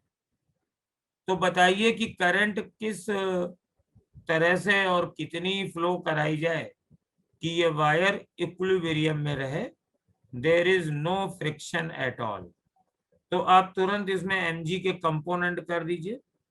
इधर हो जाएगा mg cos थीटा और इधर हो जाएगा mg sin थीटा। फ्रिक्शन है नहीं तो ये नीचे की ओर स्लाइड करने लगेगा। Acceleration g sin theta Newton's laws of motion में बहुत बार कर चुके हैं। अब यहां पर अगर तुम्हें कोई करंट पास करके इसको बैलेंस करना है, तो सिचुएशन है दिस इज द प्लैंक और मेरे पास ये वायर रखा हुआ है। तो ये वायर हॉरिजॉन्टल है। अब इसमें दो तरीके से करंट पास कराई जा सकती है। We are looking from this side, तब ये वाला फिगर बना है। ये ग्राउंड वाली लाइन हो गई, ये वाली लाइन हो गई, और वायर को इधर से देखोगे तो ये पॉइंट दिखेगा। अब इसमें करंट अगर अंदर की ओर है तो मतलब करंट ये क्रॉस होगी, अगर बाहर की ओर है तो डॉट होगी, और ये wire perpendicular to the screen inward रखा गया है। तो अब अगर हम इसमें करंट मान लीजिए क्रॉस डायरेक्शन में फ्लो कराते हैं, तो क्रॉस डायरेक्शन में फ्लो कराएंगे तो मैग्नेटिक फील्ड ऊपर की ओर है और करंट अंदर की ओर है, तो मैग्नेटिक फोर्स हमारे पास ये लेफ्ट हैंड साइड में लगेगा और ये लगेगा IB इंटू L। करंट वो है जो हम पास करा रहे हैं I, और मैग्नेटिक फील्ड अपवर्ड है। तो अब इसके भी दो कंपोनेंट हो जाएंगे। इसके कंपोनेंट हो जाएंगे IBL cos थीटा और नीचे वाला हो जाएगा IBL sin थीटा। अब यहां पर सिंपली आप न्यूटन्स लॉ लगा दीजिए, N is equal to mg cos theta और प्लस IBL sin थीटा, और ये दोनों फोर्स एक दूसरे को अपोज कर रहे हैं, और ये चूंकि बैलेंस है तो IBL cos theta is equal to mg sin theta. तो मेरे पास करंट होनी चाहिए mg upon BL into tan theta. ये मेरे पास इस क्वेश्चन का सिंपल वर्जन है। अगर हम एग्जाम्पलर को कंसीडर करें जो एनसीईआरटी की नेक्स्ट स्टेज है, तो वो क्या करते हैं, यहां पर फ्रिक्शन दे देते हैं। तो इस क्वेश्चन को थोड़ा सा बढ़ाएं, एंड सपोज ये फ्रिक्शन मेरे पास coefficient of static friction μs है। तो अब वो कहेंगे कि हम मैक्सिमम कितनी करंट फ्लो करा सकते हैं या मिनिमम कितनी करंट फ्लो करा सकते हैं। तो यहाँ पर देखिए बिल्कुल यही सिचुएशन रहेगी। अगर आपने करंट इतनी पास करी तो ये सब फोर्सेस एक दूसरे से बैलेंस हैं और कोई फ्रिक्शन का रोल नहीं है। बट सपोज हमने ये करंट थोड़ी सी इस वैल्यू से कम फ्लो कराई, तब क्या होगा, mg sin theta will be less than IBL sin theta. तो उस केस में ये नीचे की ओर स्लाइड करना शुरू करेगा, but now there is a friction, तो ये फ्रिक्शन फोर्स ऊपर लग जाएगा और ये अपनी वैल्यू बढ़ा करके कोशिश करेगा कि ये वायर बैलेंस में ना रहे। तो जितनी ज्यादा आप करंट करोगे कम, उतना ही ज्यादा ये फ्रिक्शन लगेगा, and friction will try to accommodate mg sin theta with magnetic force. तो अब यहाँ पर मिनिमम करंट कितनी हो सकती है, जब ये फोर्स फ्रिक्शन फोर्स मैक्सिमम हो, तब मेरे पास बनेगा IBL cos थीटा और मैक्सिमम फ्रिक्शनल फोर्स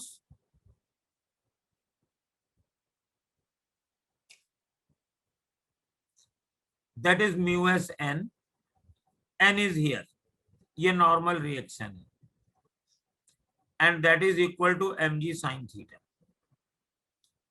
और ये मेरे पास मिनिमम करंट है। अब यहां पर ये सर्कुलर मोशन और सब जगह ये चलता है, you put normal reaction here, ये आई मिनिमम हो जाएगा क्योंकि करंट तो एक ही रहेगी। आई वाले टर्म को एक तरफ ले जाओ, बाकी को दूसरी तरफ ले जाओ, तो you will get A minimum value. अगर तुम्हें मैक्सिमम करंट निकालनी है तो करंट अगर ये ज्यादा होगी तो ये ऊपर जाएगा, तो ये फ्रिक्शन नीचे लगेगा। तो I B L cos theta equal to, अब mu S N M G sine theta के साथ रहेगा, और इस केस में जो मेरे पास करंट निकलेगी वो मैक्सिमम करंट निकलेगी। तो now wire will be balance up to a I की minimum value to up to a I की मैक्सिमम वैल्यू। इस क्वेश्चन की थर्ड वैरायटी मैं बता दूं, वो बहुत ही सिंपल है। सपोज ये एंगल थीटा है और ये मैग्नेटिक फील्ड मैंने लगाई थी, तो वही सब सिचुएशन है जैसी बन रही है, कोई नई चीज नहीं है। ये वायर रखा हुआ है, ये mg है, और ये नॉर्मल रिएक्शन है, लेकिन इस बार हम लोग मैग्नेटिक फील्ड इस डायरेक्शन में लगाएंगे, वर्टिकल अपवर्ड नहीं लगाएंगे, बल्कि perpendicular to the inclined plane निकालेंगे, और करंट इसमें हॉरिजॉन्टली रहेगी। और ये तुम लोगों का होमवर्क है कि अब हम कितनी करंट भेजें कि ये वायर बैलेंस रहे। और इसमें आप फ्रिक्शन रहने दीजिए, फ्रिक्शन को रहने दीजिए, ये स्मूथ सरफेस ही चलिए, और इसमें ये सब हम लोग निकाल सकते हैं।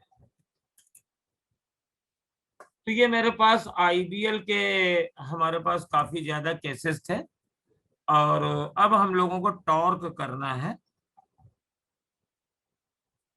तो टॉर्क के बारे में भी देख लेते हैं, अब टाइम हो रहा है तो इंट्रोडक्शन ही हो पाएगा। तो इंट्रोडक्शन ही तो इम्पोर्टेंट होता है, बाकी सब तो क्वेश्चंस होते हैं, और टॉर्क के बारे में ज्यादा कुछ करना भी नहीं है। ये मान लीजिए मैग्नेटिक फील्ड है, चलिए मैग्नेटिक फील्ड ऐसी नहीं बनाते हैं, मैग्नेटिक फील्ड हम दूसरे टाइप से बनाते हैं, इस तरीके से ऐसे बनाते हैं।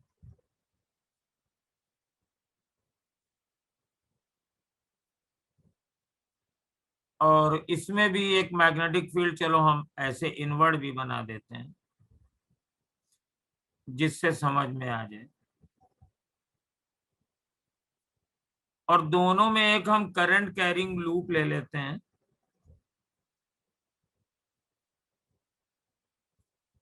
और करंट कैरिंग लूप हम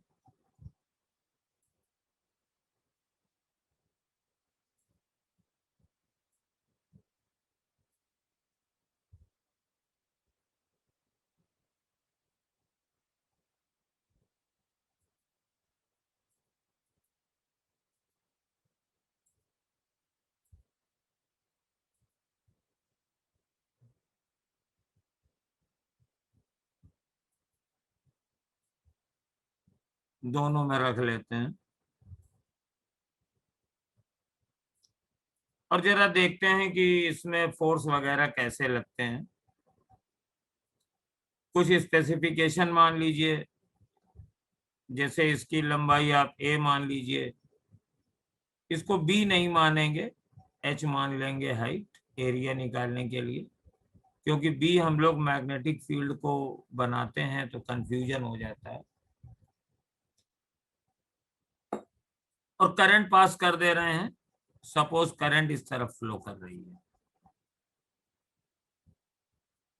अब अगर हम फोर्स निकालेंगे तो इस पर कोई फोर्स नहीं लगेगा, इस पर कोई फोर्स नहीं लगेगा, these wire are parallel to magnetic field. और अगर इस वायर पर फोर्स निकालेंगे तो इस पर फोर्स हमारे पास इनवर्ड निकल लगना है, और इस पर फोर्स आउटवर्ड आना है। वैल्यू इसकी हो जाएगी आई BH। तो हमारे पास ये जो सिचुएशन है ये कॉइल की, हमारे पास इस पर फोर्स अंदर की ओर लग रहा है और इस पर फोर्स बाहर की ओर आ रहा है। तो अगर सपोज कर लो ये तो हम इस तरफ से देख रहे हैं बिल्कुल सामने से, और सपोज हम इसको साइड से देखें तो मेरे पास ये वायर कैसे दिखेगा, ये हमारे पास ये वायर कुछ ऐसे दिखेगा ये, और एक तरफ फोर्स जो लेफ्ट हैंड साइड में है वो अंदर की ओर लग रहा है और ये बाहर की ओर लग रहा है।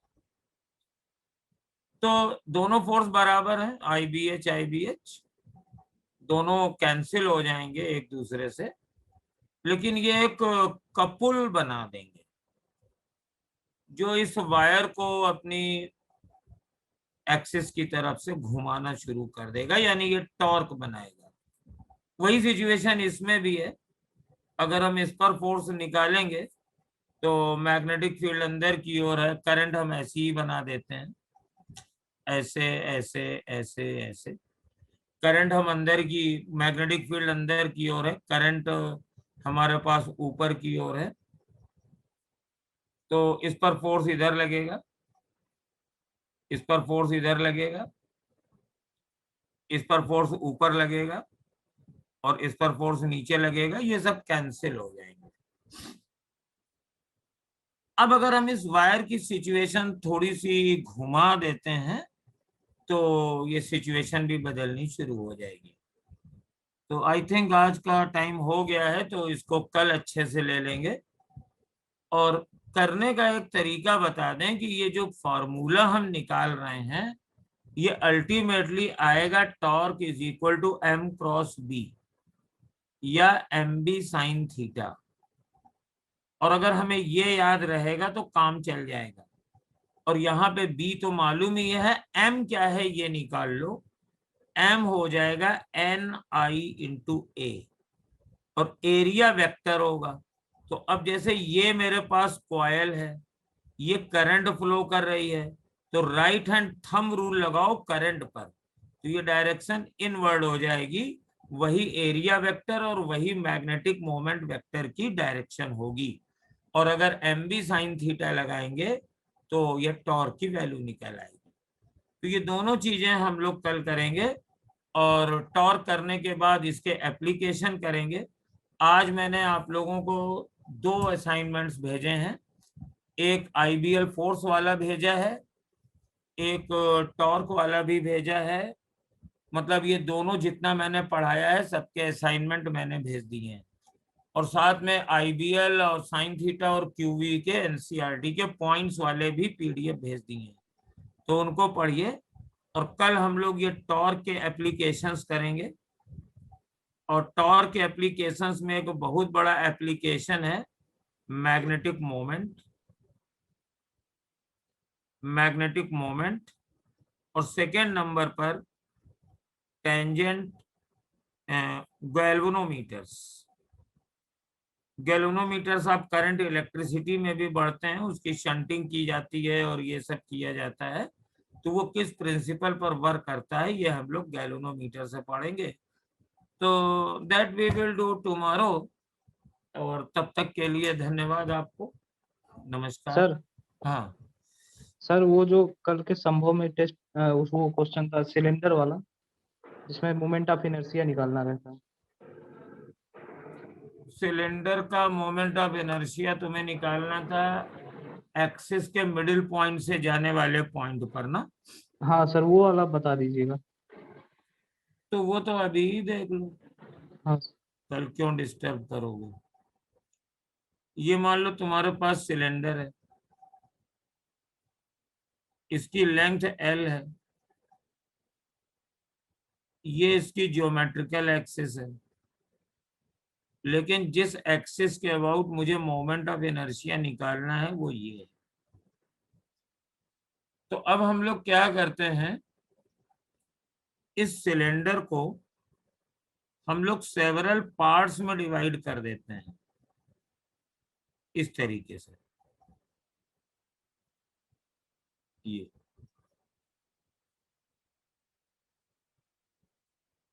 और एक पार्ट हम कंसीडर कर लेते हैं, ये वाला, और इस पार्ट का मास हम मान लेते हैं डीएम, इसको यहां से एक्स डिस्टेंस पर मानते हैं और इसकी विड्थ मानते हैं डीएक्स।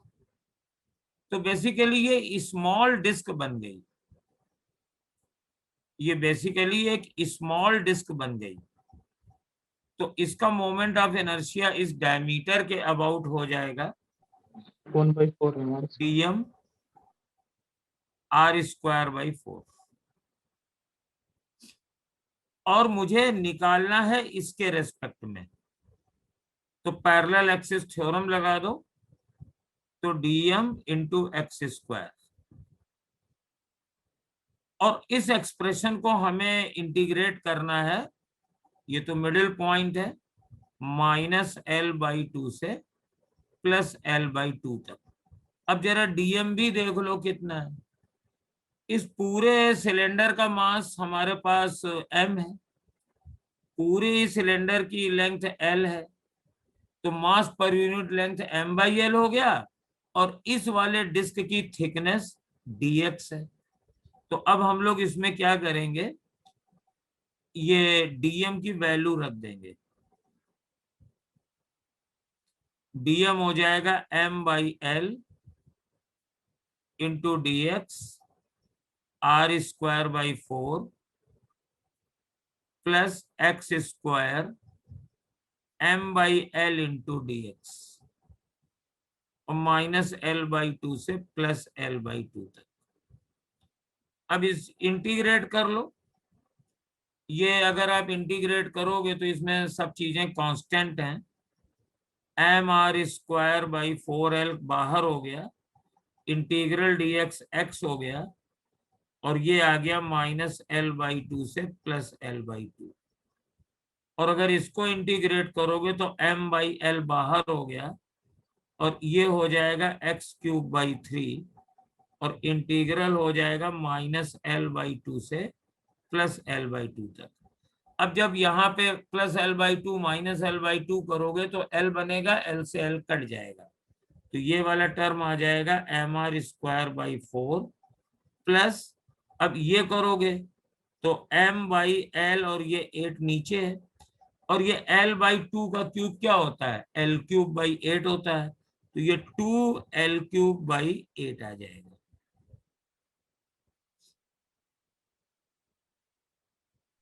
वो 3 होगा सर। है x³/3 आएगा,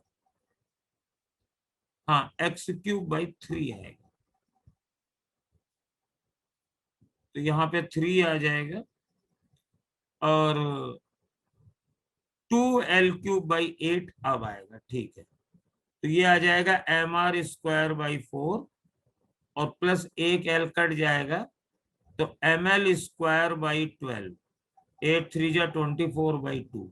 तो मेरे पास x एक्सिस के अबाउट मोमेंट ऑफ इनर्शिया ये है। अब वो कह रहा है कि ये दोनों मोमेंट ऑफ इनर्शिया बराबर है, तो mr²/4 प्लस ml²/12। अब मैं क्वेश्चन पे आ गया, और अगर तुम्हें ये मोमेंट ऑफ इनर्शिया याद होगा तो ये क्वेश्चन बस यहीं से शुरू हो जाएगा, that is equal to mr²/2। तो ml²/12 is equal to mr²/4 और therefore L is equal to r√3। तो अगर ये मोमेंट ऑफ इनर्शिया याद है तब ये क्वेश्चन सिर्फ एक स्टेप का है। अगर ये वाला मोमेंट ऑफ इनर्शिया नहीं याद है तो फिर इतने सारे स्टेप हैं, और मुझे नहीं लगता कि एग्जाम में अगर ये याद नहीं है तो इंटीग्रेट करके इतना निकालने का टाइम रहता है। तो आज मैंने संभव के डिस्कशन में बताया भी है कि ये मोमेंट ऑफ इनर्शिया आप डिफरेंट एक्सिस के अबाउट निकाल लिया करें तो ज्यादा अच्छा रहेगा। Yes sir. और तुम लोगों की जो डिमांड हो पढ़ने की वो सब बताते रहना, ऑनलाइन हम पूरी करते रहेंगे।